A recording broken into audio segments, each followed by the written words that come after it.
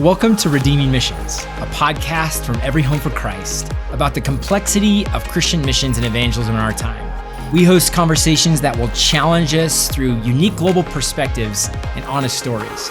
Redeeming Missions is a podcast for ministry leaders, passionate evangelists, and the rest of us who might be a little bit more cautious or even disenchanted with the topic. Together, we're on a journey to find the heart of what it means to carry Christ to our world. I'm your host, Tanner Peak, and I'm so glad you're joining me today.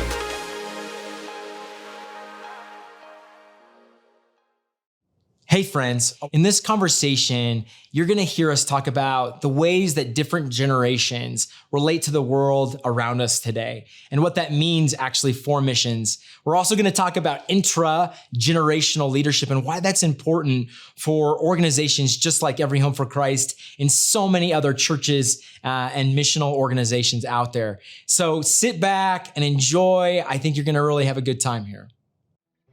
The Redeeming Missions podcast is brought to you by Every Home for Christ.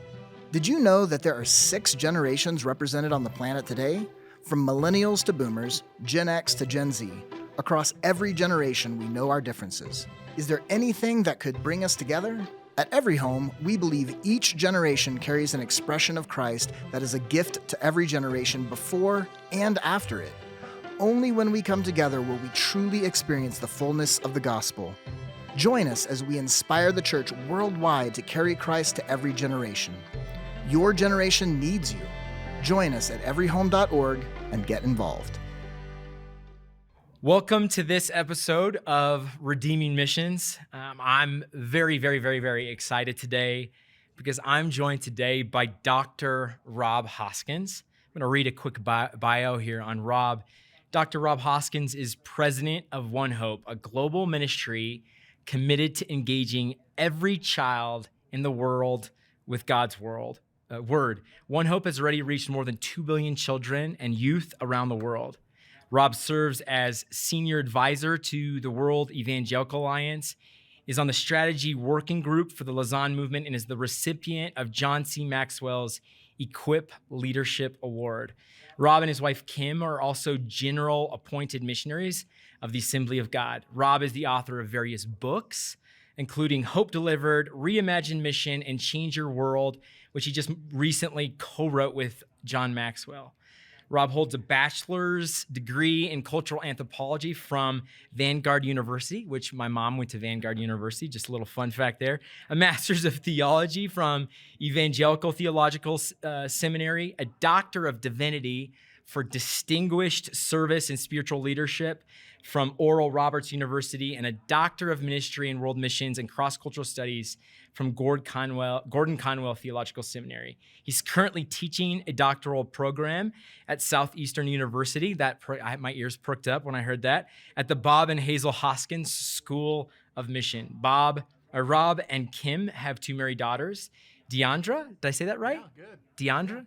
Deandra and Natasha, and 3 grandchildren, Zoe, Jude, and Scout. Kim and Rob call South Florida home and live near OneHope's global headquarters.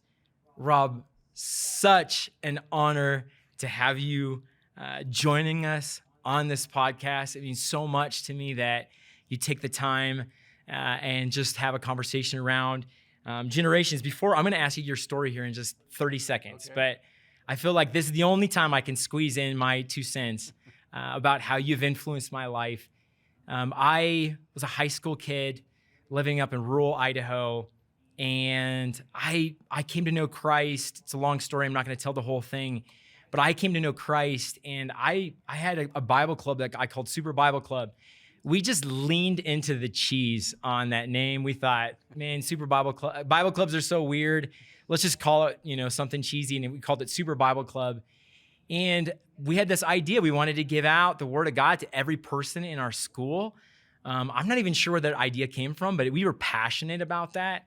And somehow somebody connected me to OneHope, and specifically to a resource called Book of Hope. And I can't remember who it was that I reached out to, but they ended up sending me enough of these resources, Book of Hopes, for my entire school. And so the day before Christmas break, we stood at the doors, we wrapped them in ribbons, wrote a note on the front of it, and sent it off to every person at, on Christmas break. And so OneHope, whether I knew it was OneHope at the time or not, influenced me then, but also you as a leader. I look around the landscape of missions and I think of who's in touch with our time, who's able to speak to the multiple generations and translate realities into multiple generations. And I think of you. You're the person I think of that has done that so well and continues to kind of push the frontier on that. So it means so much to me personally, just to be sitting across this weird Zoom space with you.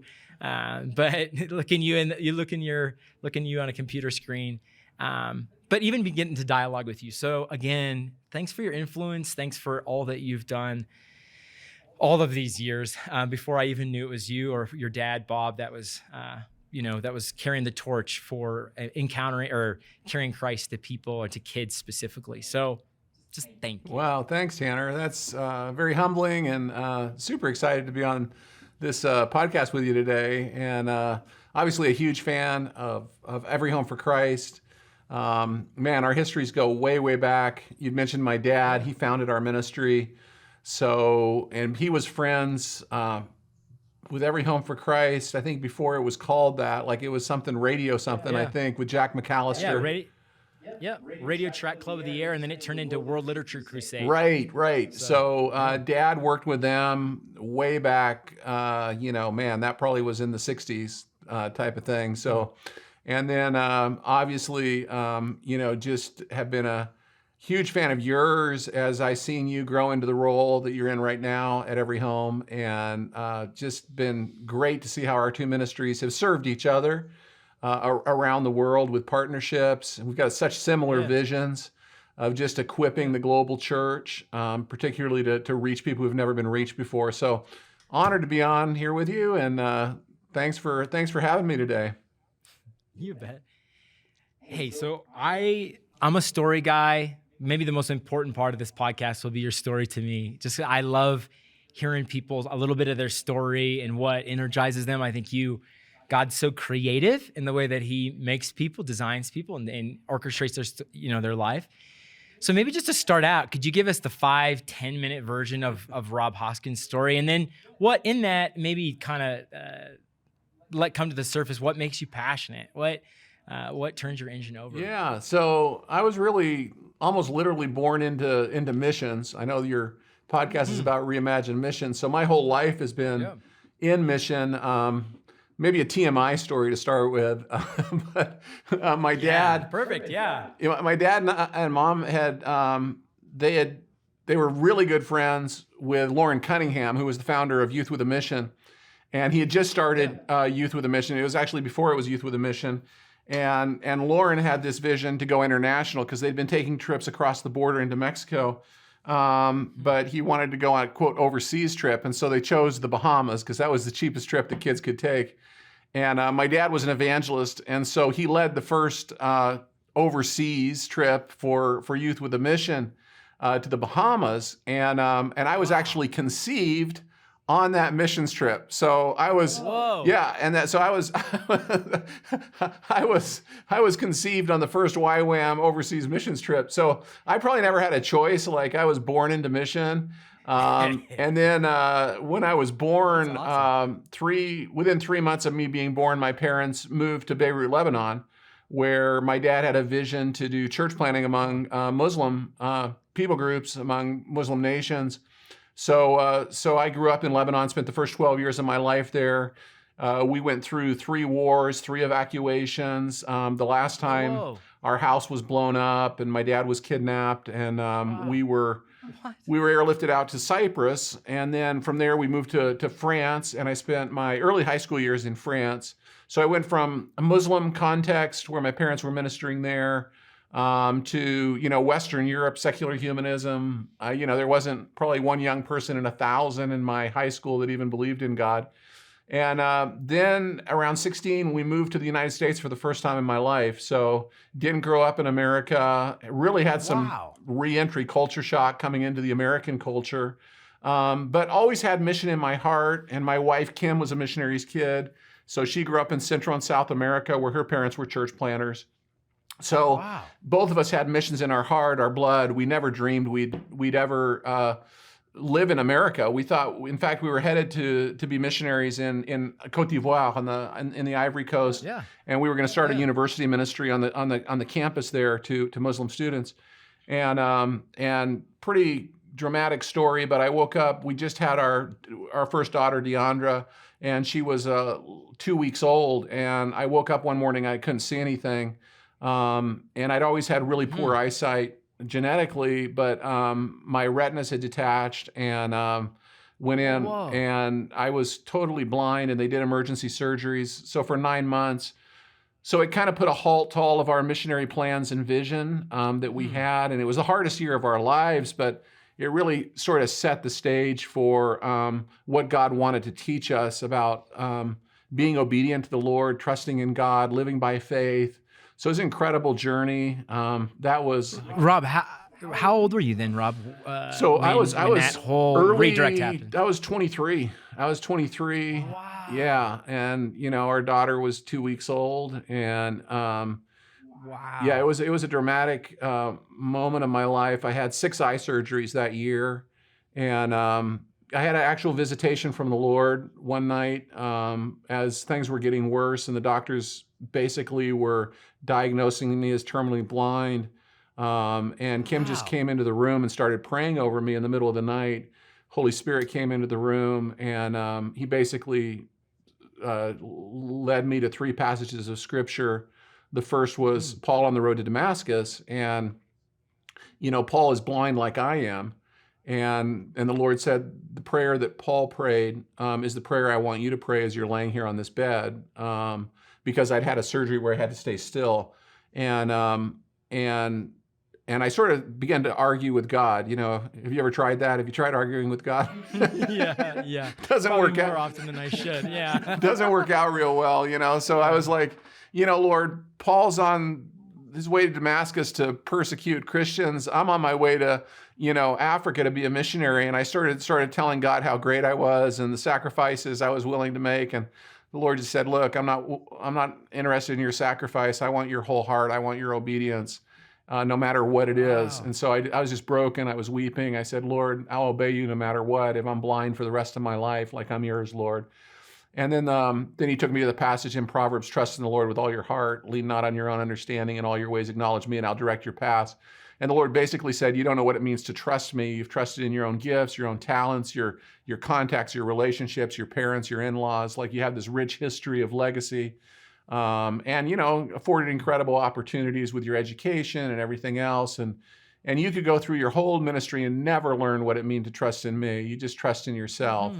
And I repented, and I just said, Lord, I want to live a life of trust and faith in you. And then he took me to the passage where there's a blind man and Jesus lays his hands on his eyes again, that passage, and tells him to look up, and he was restored. He saw everything clearly. And the Lord said, I'm going to heal you, but it's going to be a progressive healing. It's not going to happen right away. And it was just so clear from the Lord. And I just felt like God's miraculous power just come on me. And it was like there was a confidence the Lord's going to heal me from that moment forward. And that's where I really learned to have faith in the miraculous. So those 3 lessons of obedience, trust, and miracles, they were a gift from the Lord to Kim and I at the beginning of our missionary journey that have stayed with me for, I'm almost pushing 60 now. And those have been those have been the guiding lights of of our ministry since I was 23 years old. So it was a powerful moment, powerful year of our lives. And I wouldn't be doing what I'm doing today if it wasn't for those principles. Yeah. So you were redirected. The Lord redirected that and encountered you. I mean, it sounds like encountered you in really like almost like a life. I mean, it seems like life foundation type stuff, ministry foundations. But what happened between then and let's say like your mid 30s? Because I think I know kind of post mid 30s story. Yeah. But what happens in between that? That's a chapter I'm not sure I've ever heard before. Yeah, I'm a very A-type personality, very driven, very goal oriented, and so I think the Lord had to have me experience that, or I just would have worked off of what's the logical next step. and me trying to figure out what I thought was best for me rather than living a life of faith and trust. And so, like I said, Kim and I thought we'll never like live in America. Like we're going to be cross-cultural missionaries. Both of us grew up, cross-culturally, speaking other languages, loving other cultures. Well, during that time of blindness, like I couldn't do anything, and so it was during that period of time in 1987 when my dad had this vision that became what is OneHope today. He saw the children and youth of the world. He had this vision of Satan attacking the next generation with many things that you and I have seen ourselves, Tanner, and experienced with child soldiers, sex trafficking. This was in 87 before there was cell phones, but he said, as he explained it to me, he said, I'm seeing kids watch pornography on the palm of their hand. Like this was before, what he was seeing was, little kids. He saw suicide of adolescent. I mean, he saw this in this vision. He said, Lord, what am I seeing and what should I do?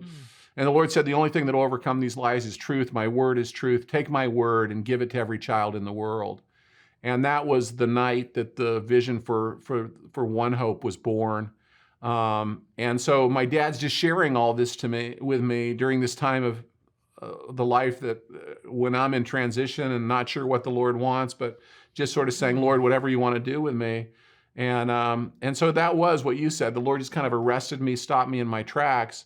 And it really was you're talking about the generations for my dad and I to go on a journey together where I probably wouldn't have made the decision to start this new project that my dad had to give God's word to children.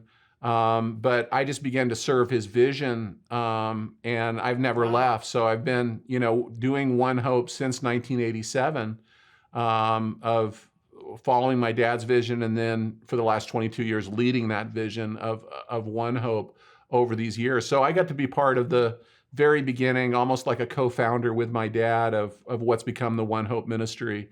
And Kim and I, never left the United States, but raised our girls here in America, but continued to fulfill that mission call to the nations with the vision of OneHope.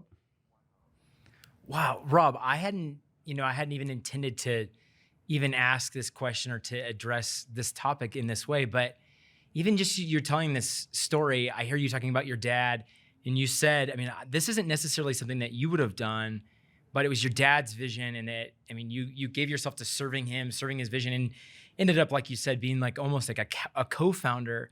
I want to talk about what it means to even to reach or to carry Christ to other generations, but maybe a good starting point based on your story is what has it meant for you really to stand side by side with the older generation to birth, to found, to birth, pioneer OneHope? What has it meant for you personally all of these years? Yeah, I'm just so grateful for my dad's leadership. You hear a lot about intergenerational ministry, but more recently, Tanner, I've been using the word intragenerational. And I think it's such a better metaphor for leadership development and transition, because we sort of use, which I think are really powerful metaphors of the relay race and passing the baton. But I really don't think that's intragenerational. I think we need to come up with another metaphor, because what I saw with my dad's leadership was that we have led together generationally. And there even came this time when I was 39 and my dad was only in his 60s. And he was kind of at the peak of leadership. And that's when he came to me and said, I really feel like God's telling me that you're supposed to lead the ministry now and that I'm supposed to serve and support you. And I was just overwhelmed. I was like, and even I think some of our board was just like, what are you talking about? Like, too early. Bob, you still got your best years ahead of you. And he did have his best years ahead of him. But he just felt in his heart like, the Lord wanted me to lead through the next season, that God had put some things in my heart that he said, that's where the ministry needs to go. And he had the humility and the security as a leader and the trust to say, I'm gonna run with Rob and he has. He's 87 years old. He's still the founder of the ministry. He's still the most prophetic voice in my life. He's still my number one go-to counselor. And so there's something about this intra-generational, and I've been very transparent with my board and my leadership team here at OneHope. I mean, I'm reaching the age my dad was, and I've told them, like, in the next 2 to 3 years, I'll pass the CEO role on to one of the younger leaders, one of the spiritual sons of our daughters of OneHope. And I don't see it as passing the baton. I hopefully will be able to serve them as well as my dad has served me all these years. I never want to leave OneHope. It's the missional family I'm a part of. And I think we need to see that family as more of the metaphor that we should use. And, there comes a stage in the grandfather's life where it's time for the younger father to sort of be the leader of the family and the grandfather, but you never fire your grandfather. He never leaves the family. And I just think that's such a beautiful picture of what a missional family can be, and I think what healthy transition looks like. And so I think in our American individualistic type of culture, we really see the super leader as the prototype rather than a missional family that has different gifts and strengths that serve one another. And this intra-generational, and I just think our world, like, things are culturally moving so fast in a knowledge economy. Technology is moving so fast. Like, I'm feeling at my age, in my late 50s, like I'm not equipped to really be the visionary leader of where OneHope needs to go. But boy, I've got a lot of wisdom that I've garnered through the years. Yeah. And so I think like my dad did early on, like there came a stage where I had more knowledge than my dad about the world and how to lead in the world than he did. Like, my knowledge capacity was, and I was hungrier for new, fresh knowledge and equipped to do that. But he had so much spiritual wisdom. And I think we need that right now. I think this is the most knowledgeable generation in the history of humanity. And they have great knowledge, but they don't have a lot of wisdom. And I think that intergenerational is that we bring the wisdom of the fathers to the children and the knowledge of the children to help guide us into this incredibly changing world that we live in. So I love this concept of intragenerational. I know that you and Dick Eastman have had a similar relationship like that. I'm sure you're so grateful that Dick's wisdom is still available and part of your leadership. So absolutely. I just think in that sense, every home and OneHope have been very blessed to have great leaders that haven't become disengaged from leadership, but they've helped serve you and I really, really well. Yeah, that's right. I think it's, when I look around kind of the missions environment, I feel like we're in a really unique season. I don't have the wisdom that you would in terms of perspective and being around, but you can look around and you can see a lot of transition happening in various ministries. And I wonder, if you think that overall the missions community, so missions organizations or even through denominations or pastorally, wherever that's originating from, do you feel like the missions community is doing a really good job of handing off the baton? I guess not the baton, let's use a different analogy, to doing intra-generational transition. Do you feel like that's happening well? Or do you feel like this is an area where we can be honest in the missions world to say we could do better? I think we're in crisis. I probably get a call on a monthly basis from organizations right now that are in crisis. They're having a leadership crisis. They're having a transitional crisis. They're having a generational crisis where there doesn't seem to be a coherence between the younger voices in the ministry and the older voices. I think there's a lot of fear right now. I think there's a lot of fear of the theological interpretations of Scripture and culture that cause older leaders to want to protect and keep things safe. And I think you have younger leaders that feel disempowered by that. They don't trust their older leadership to change with the dynamic types of digital transformation that is just overwhelming us and will continue to. I think we're in like the beginning stages of digital transformation, but with AI and with virtual reality and Web 3.0 that's coming at us at lightning fast speed, I think it just really scares the older generation. And there's a lot of fear and distrust within the missional community right now that I find. And so I'm getting called into those types of conversations across the missions community, not just in America, but around the world. So I think we're in a crisis moment, Tanner. What that's I agree. I think that's really profound that you see that, and I think you're in a position, even from a wisdom standpoint, Rob, to minister to that. I mean, it's funny, we're talking about ages. I'm 39 and you're getting 60. So we're similar even generations between you and your father. And I feel like I'm on the beginning of a journey, or I'm at a different point in my journey than you. And, I am so fortunate that I have Dick Eastman, who's, was a president of the organization for 30 years. But there's just such a big generational difference between, let's say, me and Dick, but also I can feel it down already. Yeah. I can already feel, I have a 13-year-old daughter. She's the best person in the world.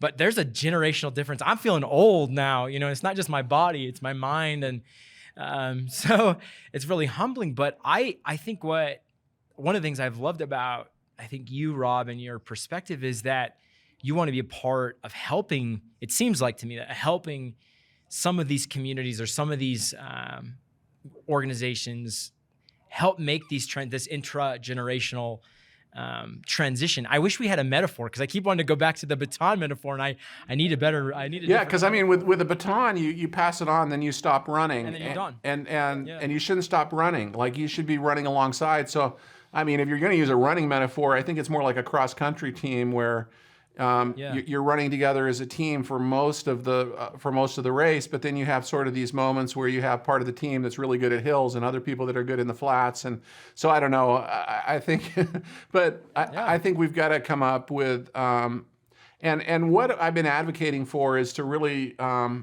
go back to almost an apostolic team of leadership, which is a flatter leadership structure. So going back to more of a New Testament model. I think a lot of our Western organizational and management, which has been really good to provide us with some excellent business structure and systems and skills. So I'm all for that, but I think that coming out of the 20th century, we sort of had this vision of the super leader. Which was more of a top-down hierarchical type of leadership structure. And here at OneHope, we really incorporated more of a Trinitarian leadership structure where the executive team was made up of my dad, myself, and then as the ministry really began to grow, I brought in a big brother of mine, a spiritual big brother. He was a spiritual son of my dad, who was leading one of the largest companies in the world, EDS, Ross Perot's old company. And his name was Marwan Rifka. He was actually in my dad's youth group in Lebanon. And when I was a baby, he was 14 years old, and he was my babysitter. And so I say he's still my babysitter. He's my executive vice president. And so we've led as a team throughout my entire leadership. And, as Dad said, like, he wanted me to become the CEO leader, but I've never felt like I've led by myself. I felt like I've had an incredible amount of wisdom and resource alongside of me. And someone like Marwan, who has way more business experience than I do, I totally have relied on him for these last 20 years in the space of management and operations. And I've been primarily the chief visionary officer, the chief missiologist. And so I've leaned into that role. And it's been great to see the team dynamic. I think that's very appealing to this generation of alphas and Gen Z, to see maybe not the super leader, but to see a team, an apostolic band of leaders. So it's really helped me begin to define, like, what kind of leadership should we have within the church in the next several decades as we begin to look at younger leaders, not replacing us, but helping to form a great leadership culture within our missions organizations so that we can lead intra-generationally. And I think there's some really good steps that we can take to get there. I think that's so profound, Rob. Even as you're talking, I'm thinking, you're talking about the super leader, maybe paradigm or mentality. And I think I'm probably in between. I'm in this millennial kind of in between generation, and I feel that pressure. I feel the pressure of to be something that I don't actually think is appealing. I don't know if that makes any sense. I feel the pressure maybe from previous generations to be something and to have a kind of a voice or a persona that I think was probably the previous paradigm of leadership. And yet I look to younger leaders and that value things like vulnerability and authenticity and transparency. And they're a little bit suspicious of the diva guy or gal out there leading. There's a little bit of a criticism of that. I feel like I'm stuck every day. I'm just being honest on this podcast. I feel honestly stuck at that time between both of those, not wanting to really let either one of those down and find kind of a middle land. What would you say to would be the paradigm? I mean, you keep referencing, you kind of said Trinitarian leadership model or an apostolic leadership model. What would you say would be a leadership model that you think that could carry the next generation into mission? What I love about this generation, when I say this generation, I mean Gen Z and alphas. Like there's what we should be building our organizations for. I think they love vulnerability, as you said. They love authenticity. And I think above all else, they want us as leaders to know who we are and to be very self-aware of what our strengths and our weaknesses are. And so for me, I just wrote this book with John Maxwell, who's considered one of the 20th century leadership gurus, if not the number one leadership guru in the world, not just by the church, but by the world standards.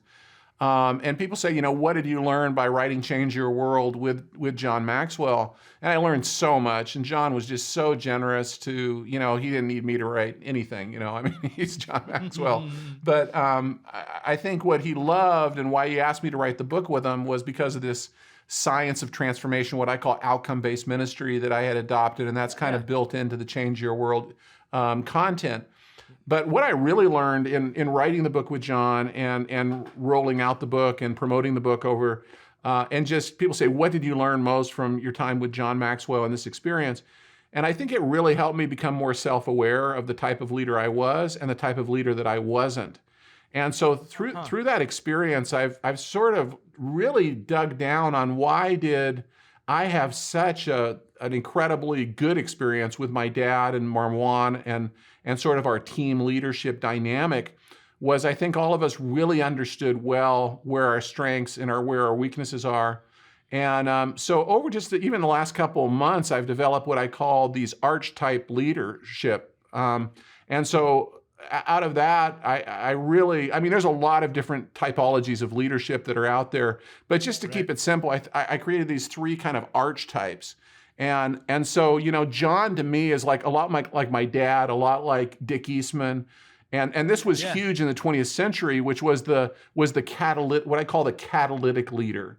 So you probably heard John say that leadership is influence. And so for a catalytic leader, that is sort of their standard and their gifting is they have that charisma to just rally people around a vision, and they're incredibly influential type of leaders. And I think for the boomer generation, even for the GI generation, that was kind of that super leader that emerged, in business and in sports and in entertainment. That was that charismatic, influential, what I call catalytic leader. And that really has been the dominant archetype of example of what people expect in a CEO, in the primary leader, particularly in the church. But my dad was a disciple of a man named Peter Drucker, who was considered the father of modern management. And he was discipled by Drucker. And Drucker actually didn't like the word leadership. In fact, until the last decade of his life, in fact, he wouldn't talk about leadership, but in the last 10 years he did. And what he said is leadership is management. So, kind of interesting because John doesn't even like using the word manager. He's like, we don't need to raise up managers. We need to raise up leaders. And he saw this differentiation between leaders and managers. Whereas Drucker said, basically management is leadership. And so I started really digging into the differences there between John's vision of leadership and Peter Drucker's, who are probably the two most dominant leadership examples I have in my life. And then what I realized is that what Drucker was really pushing towards is, and the type of leader he was as a management guru was, at the end of the day, he said your management will be judged by what you build. And what is it? And so he's what I call an activating leader.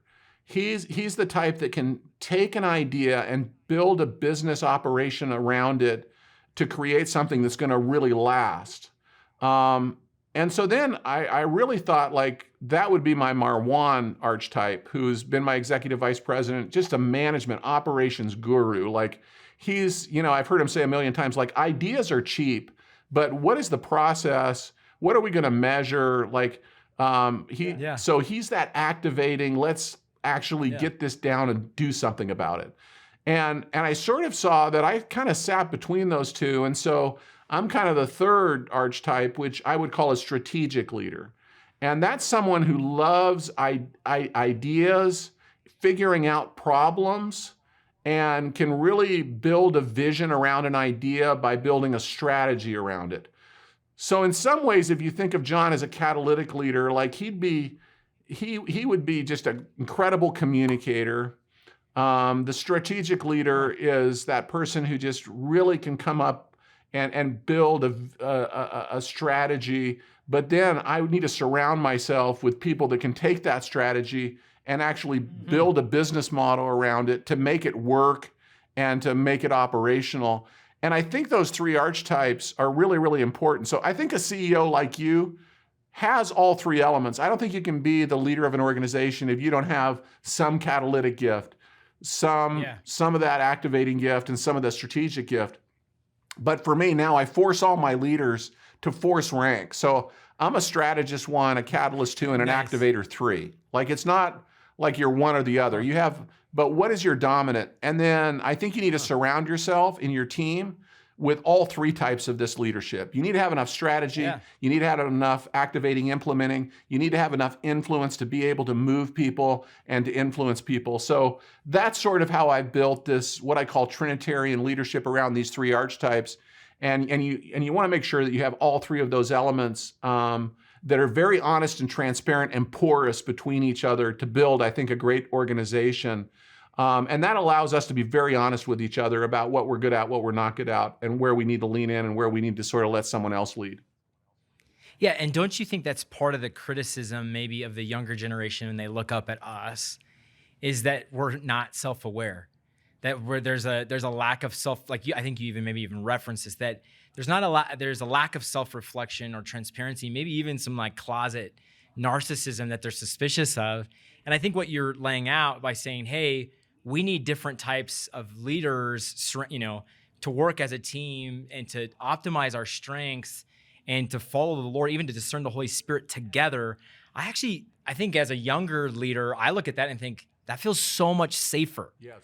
That feels so much, or as a donor, a partner of a ministry, I look at that and think, man, that is such a better way. The high risk of a ministry leader having a moral failure or something happens, a small community around a leader that can speak honestly to them, tell them, hey, you're getting a big head, or hey, I sense the Lord is leading us this way, or don't buy that thing or launch that program. I think that just feels so safe, Rob, when you even talk about that. I think, and it takes a lot of pressure, actually, as a leader myself. It takes so much pressure off me to have it all figured out. Yep. What I got to figure out is how to get the right people around me. But then after that, then I've got to respect and listen. Yeah, and I think organizations pass through different life cycles. So like my dad was the perfect appropriate leader to launch the ministry because he was this vision caster extraordinaire, that bigger than life storyteller that people just wanted to follow, incredible influence, like for that catalytic leader, like the pulpit is like the place where they're most comfortable, the stage, but he saw like what we needed next was the strategist. So like my most comfortable place is in the boardroom. I mean, I just love being around a team that's coming up with how are we going to make that idea work, and let's build strategies and whiteboard this and talk about it. I can just go, like crazy in the boardroom. And then those activating leaders are really good at a desk, like with people face to face with them and say, okay, let's make this happen. Let's get the work done. And so I think whether you're at a pulpit or a room table or at a desk, I think there's, and so I'm really looking more, I think for OneHope, as we look at, I think the next leader of OneHope needs to be more of an activating leader that can really build teams around this really clear strategic vision that we now have as a ministry. And so I think ministries go through life cycles, and part of me as a leader begins to understand, like, in the life cycle of OneHope and where we're going, it's probably going to be time for us to have a new type of leader that's more of an activating leader that would really do a better job than I would in the next 10 years. When I have those kind of conversations, I find, especially with young leaders, I think they just feel so attracted to that because there's, and bottom line, Tanner, I think it's more biblical. So when I think about my archetype leaders, I also sort of lay over the fivefold ministry, because sometimes we, particularly with the backgrounds that you and I come from within the Pentecostal charismatic spirit empowered communities, we think of those fivefold offices and people call themselves apostles or prophets or, that's not what I'm talking about. I think from the scripture, what we see, these are gifts to the church. And so the same way I sort of force rank that I'm a strategic leader first, catalytic leader second, and activating leader third, I also know, and I'm self-aware, that I'm an apostolic 1, I'm an evangelist 2, I'm a prophet 3, I'm probably a teacher 4 and a shepherd 5. Like, I don't have that strong pastoral shepherding gift. I don't have the patience for it. And what I found is that most activating leaders are actually great shepherds. That's right. I found like those great catalytic leaders like my dad and John Maxwell have that evangelist gift. If you ask John, like, of the fivefold giftings, what are you? He says, I'm an evangelist 1. So, I think that it's a biblical model to say that the church needs a balance of Holy Spirit giftings, that we all need each other. And there are moments within the life of the ministry where we need that prophetic voice. There are times where we need the apostle to push us out of our comfort zones to go where the gospel's never been before. But then we can't just live in that dangerous space. We need those shepherd teachers to come along and make sure that we're healthy and whole in the work that we're doing. And I think if you have an imbalanced leadership team, I think you can get in real trouble. But I think if we have a biblical approach to leadership that balances all these giftings and we're all self-aware of what we're best at, this comes back to Jim Collins' management. What's the right seat on the bus for all the different leaders, and what's the right leadership mix? We see that in the New Testament.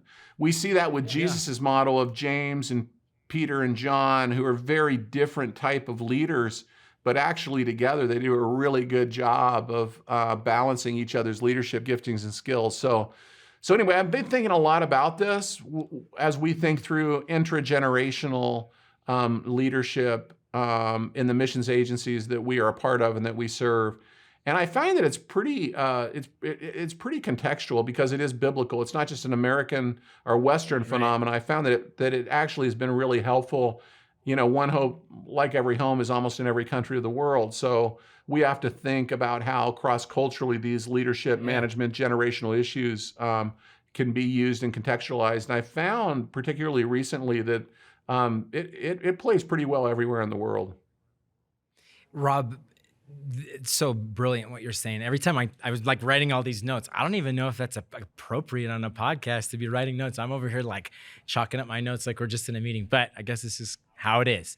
But I guess one of the things that sticks out to me that you're saying is just there is something new, I think, that the Lord wants to do in terms of leadership and leadership in missions organizations, probably leadership in churches and across, probably far beyond the missions kind of world that we frequent. And it seems like what you're saying, it's just right. It's referencing team, or it's relying on team. It's transparent. It's honest. It's honoring spiritual giftings, complementary spiritual giftings. when you, in the future, do you see, this is probably way too personal, you're probably gonna be like, nope, not gonna answer it.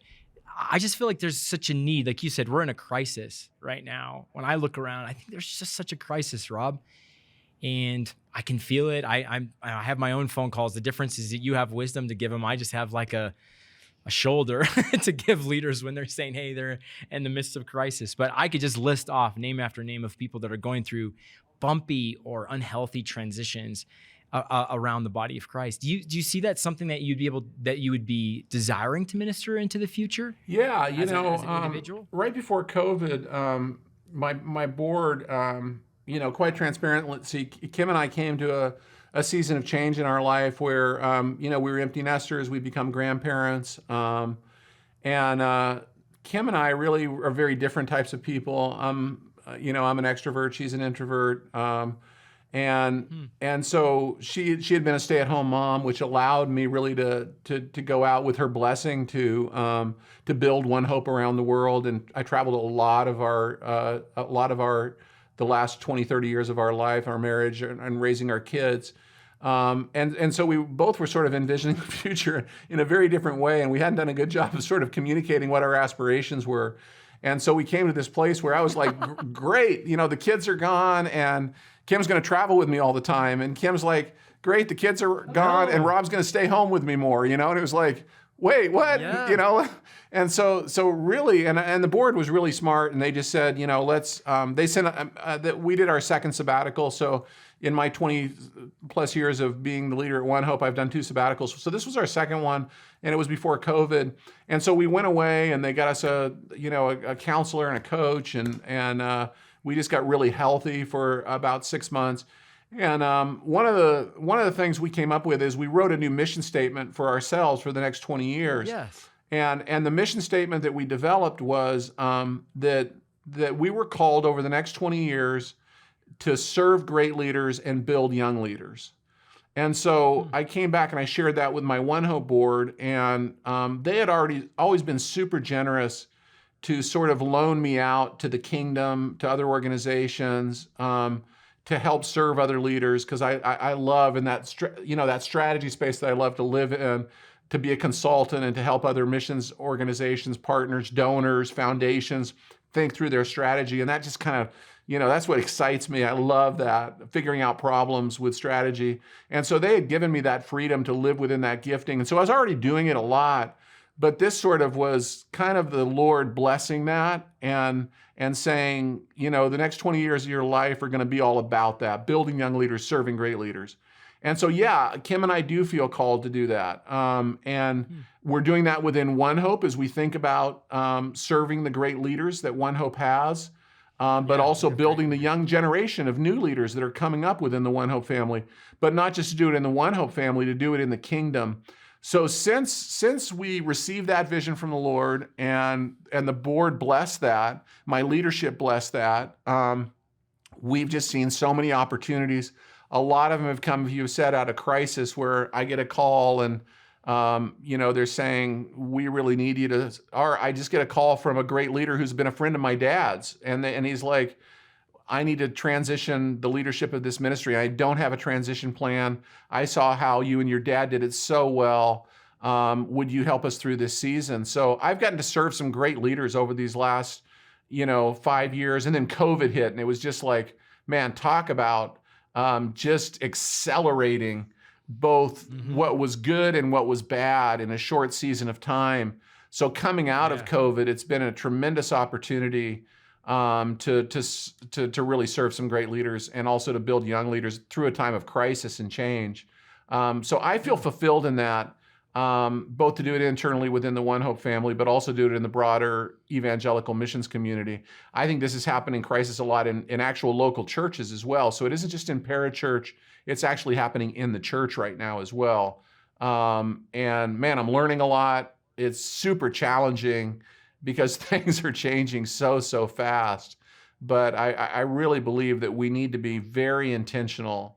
I think we need to be in prayer to really seek the Lord during the season of dramatic change and understand that we are in a kairos moment. This is not, we can't operate in chronos. We have to understand that these are kairos moments that we have to lean into and really seek the Lord's guidance in this season. And I'm super excited about it and super challenged by it. Well, I want to put in our show notes or something. I mean, we'll put it somewhere. I'm imagining people listening to this, just like myself, being like, man, if I could have a 20-minute, Rob, I have my pastor, I know a pastor, or I know this missionary, or whatever. I just think that I really believe in giftings and the way that the Lord anoints people. So it's clear that this is a place that you have a gifting. So we'll figure out the way to connect you to people. Sorry, I'm not. We can cut that out if we have to. You're like, no, I don't want people contacting me. But I just think. Well, originally it was pretty funny because I actually had a third part to that. I had come out of the sabbatical saying the Lord had called me to build young leaders, serve great leaders, and heal broken leaders. Yeah. Okay. And so that was what was kind of in my heart. And then I started saying that coming out of the sabbatical, and Kim kind of corrected me, and she goes, Rob, that's not what we agreed on. Like, you keep adding that third one of healing broken leaders. And she said, I really don't feel like you have that pastoral gifting about you, like to really walk people through that season of, so in the midst of that, COVID hits, and I'm writing this book with John Maxwell. So we're on the phone with each other every day, sharing what we've written and the co-writing. And so we're coming to the last chapter, sort of the call to action. And I shared with him this vision I have, and I gave the three things. I said, yeah, John, God's called me to serve great leaders, build young leaders, and heal broken leaders. And there's this long pause, and I'm on speakerphone, and Kim's listening in the background. And he goes, yeah, not that last one. I go, what do you mean? I love that he felt honest enough to tell you. Oh, yeah. Like, He goes, nah, I just don't see you as that counselor, pastor type of shepherd that's going to walk people through their brokenness. And he said, Rob, let me speak to you as a father, which he's been an incredible mentor in my life. And he just said, in all of us are broken. All of us are going to have moments of trauma in our leadership. And he goes, you don't need to hang up a shingle that you're here to heal broken leaders. The young leaders that you're building and the great leaders you're serving are going to face, and we all live with brokenness. We all need healing, and you're going to have enough of that. And man, have I experienced that, Tanner. I just think there's so much brokenness. And especially among young leaders, it's like the scripture says, you have many teachers, but you don't have any fathers. And fathers, by their very nature, have this incredible love and compassion for their children, and they have a desire to see healing in the next generation. And so I think that's really part of all of our responsibility from generation to generation. But I think particularly this generation is in need of deep healing and great love. And so I've been trying to lean into that more and more. Even though I don't naturally have that shepherding gift of walking with people through seasons, I think we all have to get better at acknowledging that, again, we need to lean into the fathering part of, as leaders, we need to father a generation, and fathering is very different than teaching. And I'm having to learn how to do that well. Yeah, where would fathering fit in your kind of your archetypical CEO leaders, or is that just kind of separate? It seems like it could probably be part of every one. I think it's just part of being generally across all of them. I think the natural inclination. I think activators are better fathers than catalysts or strategists, because I think that what catalytic leaders love is influence, and they love, to see, they sort of love to see motion and action, and the strategic leader loves ideas, but I think the activating leader really loves people. I mean, if you're a great manager, I think you just naturally love people, want to spend time with people. So like I said, I'm an extrovert and my wife's an introvert, right? And so people like to say, well, you're super relational.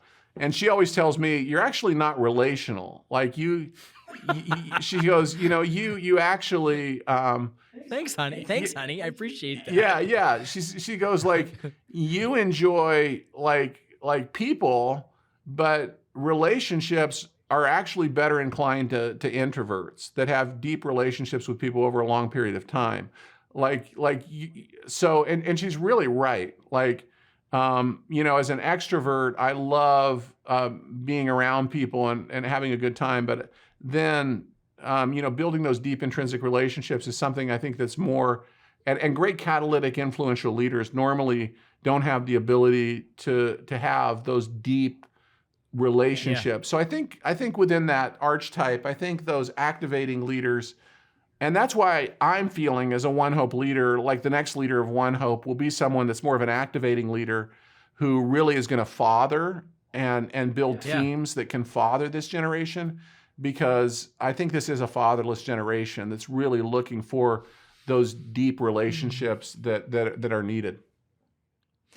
Rob, I've really gone a very different direction in this podcast that I intended to, but I just sense that's probably what needed to be talked about. I'm imagining someone listening to this, maybe a little bit jaded on, maybe they've been in a transition, like you said, they're wounded, they're traumatized for whatever reason.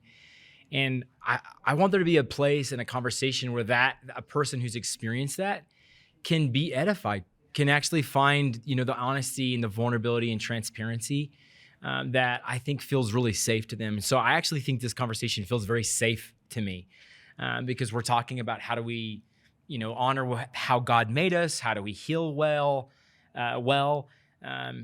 just how do we do it better? And I think that conversation, I just want to honor you for your transparency in that. Maybe if I could ask you one question, I had all these questions, and this is maybe my one actual question, and that I'd have for you. We've been using the language here at Every Home about carrying Christ. That terminology, I love that. I found that terminology one day. I was in a Safeway, and there was a Time magazine, and it was about Mother Teresa. And you know how that is. I'm pretty impulsive. I'm very ADHD. And so it was a little bit of a squirrel moment. I just grabbed it, threw it on the conveyor belt, and went home the next morning. I was in my quiet time, and I'm opening up this magazine. It was all committed to Mother Teresa, which of course is just a beautiful life story. But there was a point where she used that terminology to describe what she did, and her ministry was to the kind of the underprivileged in India, and it was that terminology, carry Christ.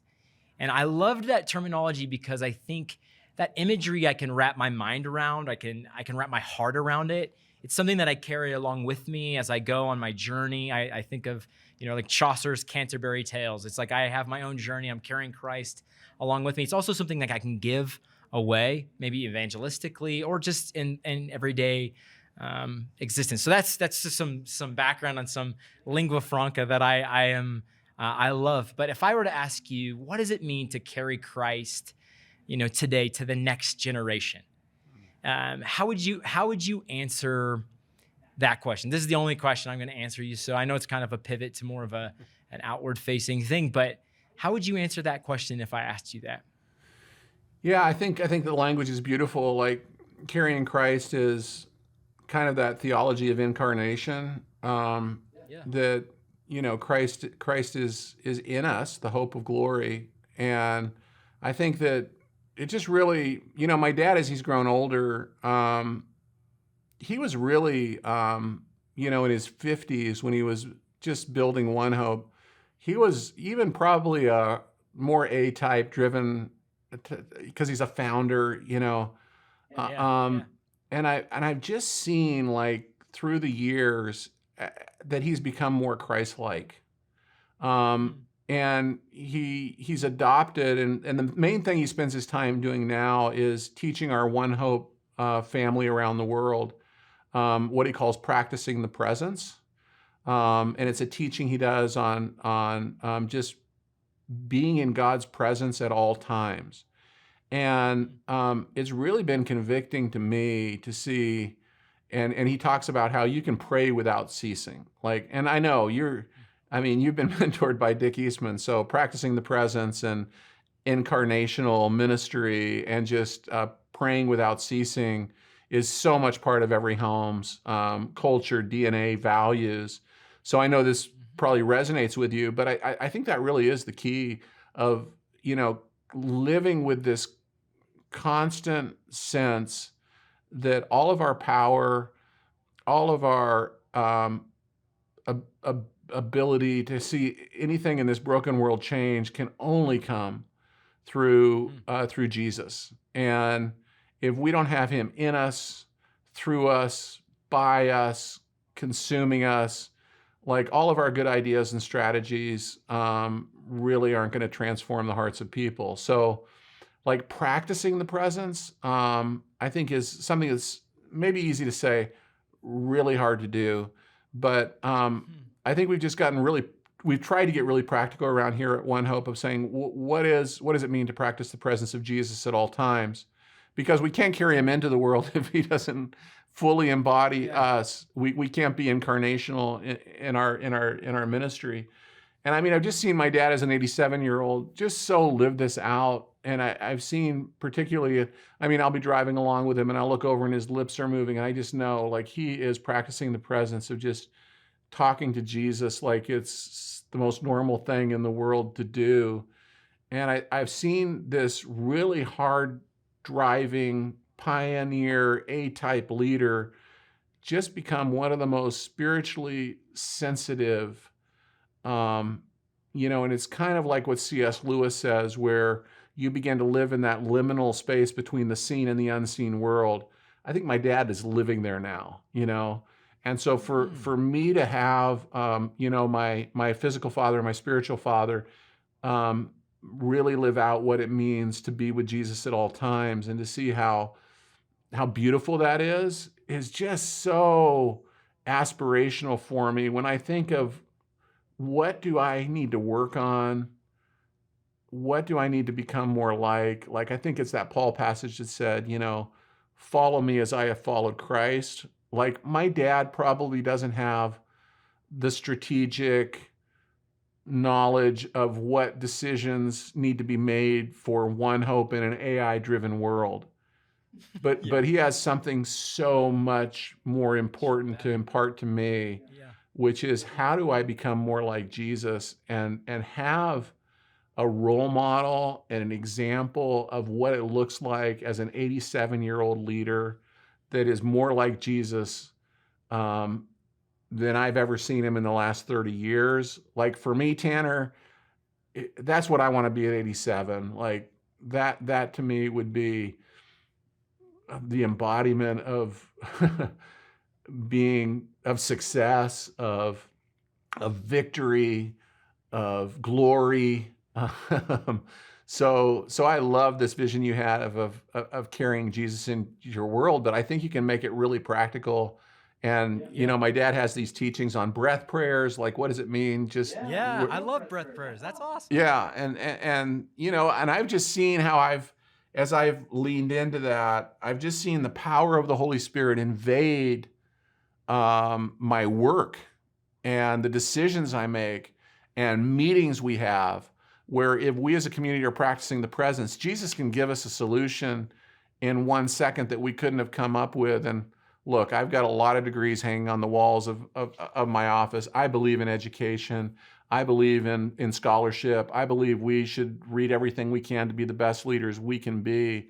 But one moment in the unseen presence of Jesus is what is going to make us the types of missional leaders that this world needs right now. So I love your analogy of carrying Jesus, and I hope in my service to great leaders and in building young leaders that we never lose the transformational power of Jesus in our lives in really practical ways.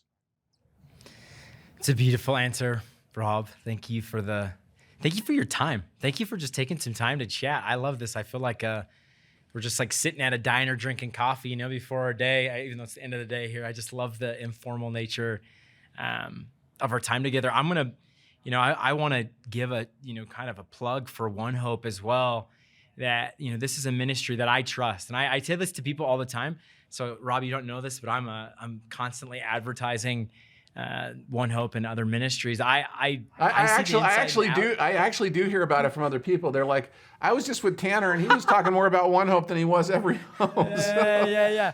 I'm a salesman, but I'm always authentic though.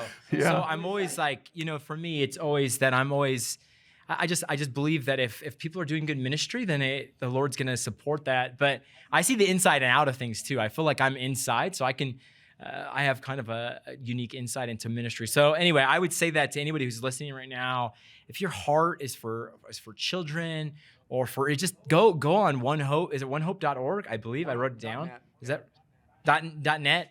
I have it written down. I should have looked. But onehope.net, go look. They have a beautiful website that'll explain just multiple places to just be a part of the movement of reaching people with, reaching children with the Word of God and with the gospel. So, Rob, thank you. We'll put in the show notes, we'll put links and to all of this stuff. And go, even I just reread that book, the Change Your World book with John Maxwell. I just reread it. I read it right when it came out and reread it. And it's just such a rich read.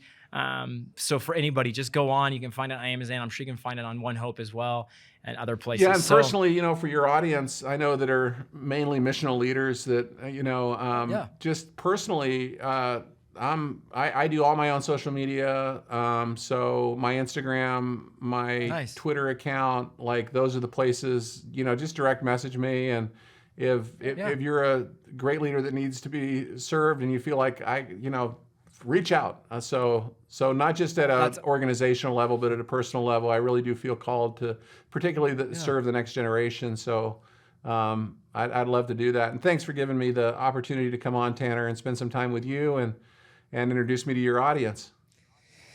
Thank you, Rob. No, it's our pleasure. So thanks for joining us. Thank you for joining us today on the Redeeming Missions Podcast. If you like what you heard, we encourage you to visit everyhome.org/redeemingmissions to find all past episodes and learn more about supporting the efforts of Every Home to carry Christ to everyone, everywhere, in every generation. Echoing the prayer of St. Patrick, Christ with us, Christ before us, Christ behind us, Christ in us. Let us carry Christ to our world. Until next time.